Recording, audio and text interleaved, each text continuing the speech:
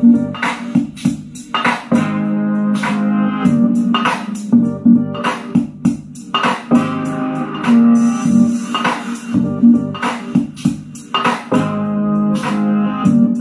sinonim dengan keindahan pulau di sekitarnya, juga pantai yang masih bersih dan sesuai sebagai kawasan perkelaan.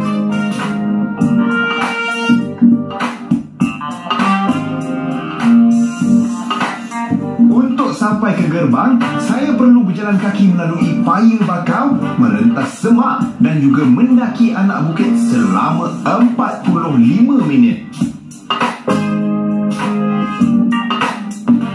Dikabarkan, pemandangan di sini sangat cantik dan amat berbaloi meredah hutan bakau.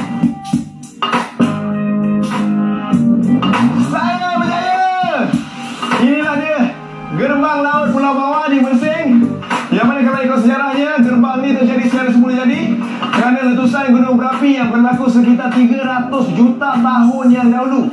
Dan tempat ini adalah tempat bersejarah yang menjadi tarikan pelancong daripada dalam dan luar negara, juga kepada pencinta alam sekitar dan kaki-kaki pancing dekat dengan lautnya. Jadi, siapa dah sampai? Saya dah sampai. Melihat keindahan gerbang laut ini, hilang segala kepenatan. Inilah terapi yang paling menyeronokkan, terutama bagi pencinta alam sekitar. Selesai aktiviti ke gerbang laut, saya bersama beberapa nelayan kampung di Mersing melakukan aktiviti memukat pula.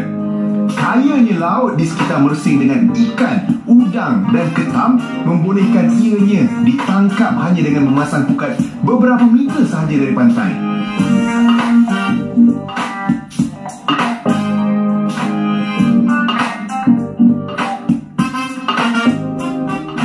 Pertama kali mencuba aktiviti memukat ni, boleh tahan juga seronoknya. Apatah lagi bila pukat mengena beberapa ekor ketam, udang, ikan gerama dan ikan duri.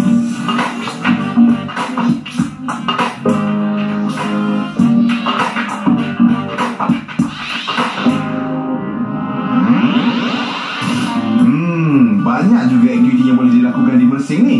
Sebelum saya ke lokasi seterusnya, saya sempat singgah di Mersing Bee Farm. Ia antara pengeluar madu lebah yang terbesar di Johor. Pertama sekali terima kasihlah you datang buat lawatan. Alhamdulillah, tu lah nak belajar juga pasal koloni lebah ni. Tapi risau ni berdiri depan ni sekarang. Selamat ke saya ni? InsyaAllah. Saya akan akan tunjukkan you boleh pegang lebah. Oh ya ke? Ya. InsyaAllah jangan bimbang. Okey. Boleh kita tengok. Tak sabar. Tak sabar apa namanya? Tahu kita dulu buka. Dan ini ada satu jaring. Okey. Jaring ni fungsi dia tak beri musuh masuk ke dalam. Cicak atau sebagainya tak lepas masuk ke dalam. Di atas ini ada sejenis plastik cover. Ini yang digunakan untuk mengawal suhu. Okey, kawal suhu. Itu kita kawal. Alright, kita buka. Yang ini ni, yang ni kita panggil frame. Apa dia? Frame. So daripada frame ni akan terdapat kita panggil dari sejarah lepas kita panggil comb, itu lirik. Yang lirik itu yang nampak tu, itu kita panggil web ataupun comb dalam istilah itu kita comb. Web tu ada kita istilah lirik nama dia.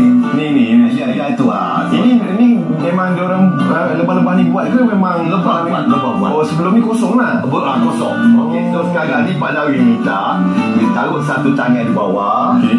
dengan satu ibu jari di atas. Okey, macam ni Pegang. Okey. Okey. So sekarang terbukti lah. Dalam tak sampai 2 minit you datang, you boleh pegang lebah. Selamat. Selamat. Dia yakin sekarang lebah tak bahaya. Inilah kelebihan apis mellifera.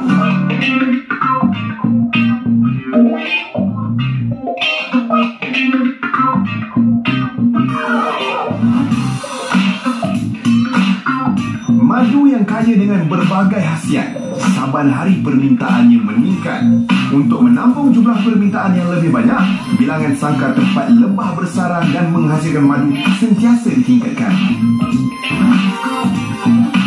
Larangan ini juga telah dikomersialkan dan juga turut dimasukkan dalam lokasi pelancongan di Mersing.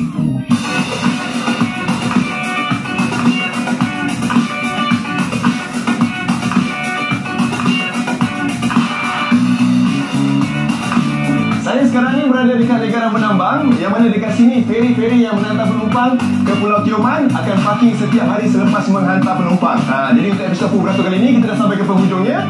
Saya harap anda semua dapat idea lah kalau pergi Mersing ni nak makan dekat mana yang kena beratur, makan dekat mana yang viral. Jadi kepada anda semua jangan lupa untuk gunakan hashtag Full Beratur. Dan sampai di sini sahaja Full Beratur untuk kali ini. Saya Hafiz Saad. Full Beratur lepas ni bagaimana? Kita tunggulah tengok. Assalamualaikum.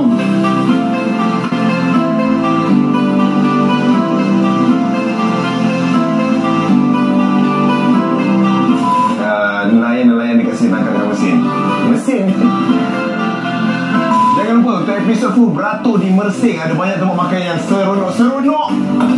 Jadi kepada anda semua untuk episod Full Beratur kali ini, saya tak tahu nak cakap apa.